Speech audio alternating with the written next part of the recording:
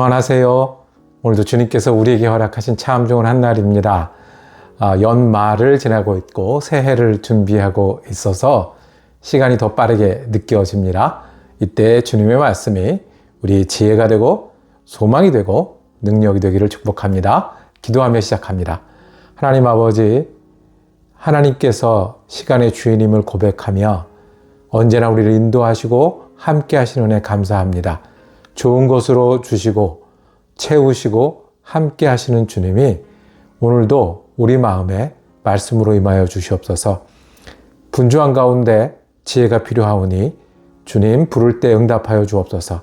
연약하고 힘들고 어려운 가운데 주님 도우심이 필요하오니 하나님 우리 곁에서 우리의 힘이 되어 주시옵소서.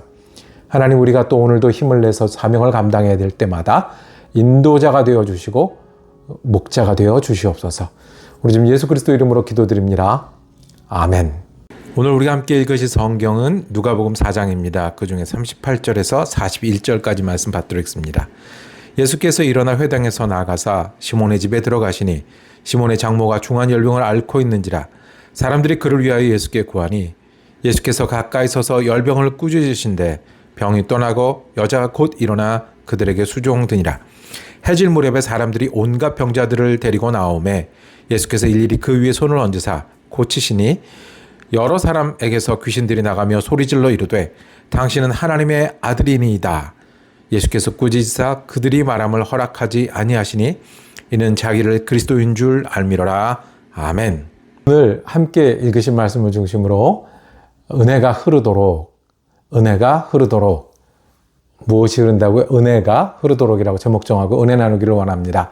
한 해가 정리되고 또 새해가 시작되는 이 기간 동안에 우리는 이 말씀을 셈을 통해서 해마다 우리 복음서를 살펴보았습니다. 마태복음, 누가복음, 요한복음. 그런데 금년에는 누가복음을 다시 보기를 원합니다. 4장을 함께 읽으셨고요. 그 중에서 오늘 말씀 은혜가 흐르도록에 집중하기를 원합니다.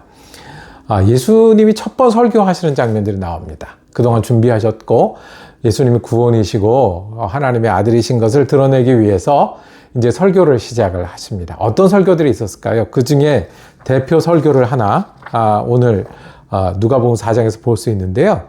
예수님이 성경책을 펴시고 이사야의 글 중에 주의 성령이 내게 임하셨으니 이는 가난한 자에게 복음을 전하게 하시려고 내게 기름을 부으시고 나를 보내사 포로된 자에게 자유를 눈먼 자에게 다시 보게 함을 전파하며 눌린 자유를 자유롭게 하고 라고 말씀합니다. 메시아가 오셨다는 뜻이죠. 그리고 주의 은혜해를 전파하게 하려 하십니다.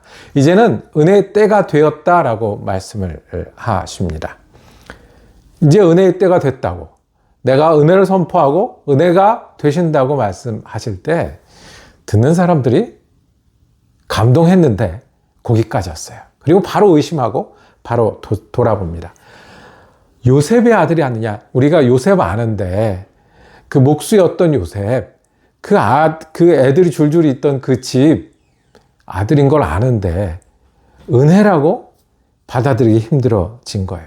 그리고 예수님이 설명을 해 나가시니까 화를 내었어요. 분을 내었다고 했어요. 예수님이 거기 계셨고요. 예수님이 설교하셨고요. 예수님이 설득하셨는데도 그 은혜를 이 곁에 있는 사람들은 받지 못했어요. 어떻게요? 자, 비가 온 땅에 내립니다. 그렇지만 비는 낮은 곳을 향해서 흘러갑니다. 비가 물이 되어 낮은 곳으로 흐릅니다. 물은 낮은 곳으로 흐르고요. 우리가 사람들을 많이 만나지만 나랑 마음이 통하는 사람, 사랑하는 사람은 따로 있어요. 전기가 통해야 돼요. 따뜻한 마음에 우리 마음이 흐릅니다. 은혜는요. 예수님이 은혜가 그 자리에 있었고 거기 보았지만 물은 낮은 곳으로 흐르고 사랑은 따뜻한 곳으로 흐르는데요. 은혜는요. 은혜를 기다리고 믿고 사모하는 사람에게 모이고 흐릅니다. 이 사람들이 들었을 때 예수님을 평가했어요. 요셉의 집 아들이 아느냐? 자기가 높은 자리에 앉아서 점수를 매겼다고요. 안 믿을 이유를 찾았어요. 저렇게 설득해봤자 화가 난 사람들이 있었고요. 튕겨낼 이유를 찾았어요. 예수님이 거기 계신데도 그 사람들에게 은혜가 되지 않았다고 이야기합니다. 우리가 기도하러 앉습니다. 날마다 앉으면서 주님, 내가 다시 기도하러 앉습니다 라고 해도 우리가 성령에 충만하기가 쉽지 않습니다. 어제도 기도했는데 왜 안 됩니까? 라는 질문이 우리 속에서 올라오고요. 제가 여기 있는데 하나님 안 돌아보십니까? 라는 안타까움이 있습니다. 그럴 때 주님 우리에게도 동일하게 말씀하십니다. 안 믿을 이유, 주님을 의뢰하지 않을 이유, 주님과 동행하지 않을 이유를 찾는 게 아니라 은혜가 여기 있고 은혜의 때라는 것을 믿고 의지하는 사람에게 주님은 은혜가 되십니다. 예수님이 설명하실 때요, 엘리야가 이스라엘 땅에 그 많은 사람들이 있었고 과부들도 많았는데 엘리야가 도움을 받은 것은 이방 땅에 가서 이방 사람에게, 그 형편이 어려운 과부에게 도움을 받았다라고 말씀을 했습니다. 가까운 곳, 그리고 알만한 사람들이 안 도울 이유를, 돕기 어려운 형편을 찾았던 거죠. 예수님 또 예를 듭니다. 나아만 장군이 나병이 나왔거든요. 그때 나병 걸린 사람이 이스라엘에는 없었겠습니까? 가까운 곳에는 없었겠습니까? 한두 명 있었겠습니까? 그런데 나음 입은 사람은 오직 누구밖에 없었다? 멀리서 온 외국의 장군밖에 없었다라고 말씀을 합니다. 물은 낮은 곳으로 흐르고요. 마음은 따뜻한 곳으로 흐르고요. 예수님의 은혜는 우리가 예수님을 믿고 인정하고 구할 때 그곳으로 흐르는 것을 말씀하십니다. 오늘 읽은 말씀에 예수님이 열병을 입은 사람에게 찾아가셔서 고쳐주셨습니다. 예수님이 가실 곳이 아픈 사람이었던 거예요. 아픈 사람은 예수님을 환영하고 기다리니까요. 예수님을 만나서 예수님을 알아본 사람들은 귀신 들린 사람들이었어요. 아는 사람, 친척들, 친구들, 가족들은 우리가 너를 아는데 어떻게 네가 은혜가 될 수 있느냐? 그리고 안 믿을 이유, 튕겨낼 이유를 찾고 있을 때 이 사람들은 당신은 하나님의 아들입니다 라고 고백한 것을 볼 수 있었습니다. 은혜를 만나는 곳은 낮은 심령입니다. 물이 아래로 모이듯이 은혜를 기다리는 사람, 은혜가 필요한 사람에게 주님의 은혜가 되는 줄 압니다. 하나님의 아들을 인정하고 발견하는 곳이 하나님이 우리의 주님이 되시는 그 자리입니다. 마음을 모두는 그곳에 주님은 은혜를 주시고 바꾸시고 새롭게 하십니다. 이 말씀은 우리가 아파야 된다, 우리가 고통을 받아야 된다, 힘들어야 된다는 말씀을 하는 게 아니죠.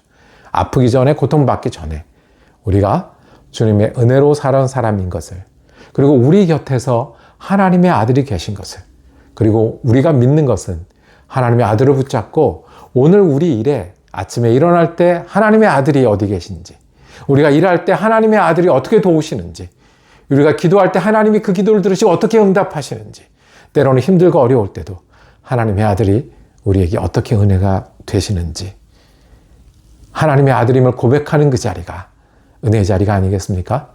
비가 오면 그 물은 낮은 데로 흐르고요. 사람의 마음은 따뜻한 곳에 흐릅니다. 예수 그리스도는 우리가 기다릴 때, 찾을 때, 그리고 주님께 우리의 마음을 드릴 때 우리의 은혜가 되십니다. 오늘 여러분들의 마음이 은혜의 자리가 되기를 원합니다.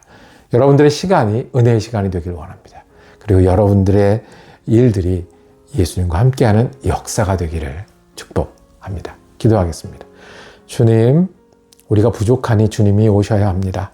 우리가 연약하니 주님이 도우셔야 합니다. 우리는 주님이 필요하니 하나님의 아들이 되어 주셔야 합니다. 우리 마음의 주님이 되어 주시고 시간의 주님이 되어 주셔서 말에나 행실에나 우리가 주님을 따르는 사람 되게 하시고 은혜로 사는 사람, 은혜로 믿고 따르는 사람 되게 하여 주옵소서.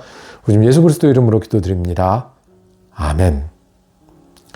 네, 말씀 묵상 함께 할 수 있어서 감사했습니다. 우리 다음 주에 또 누가복음 묵상 이어지겠습니다. 은혜로 한 날 되시기를 축복합니다.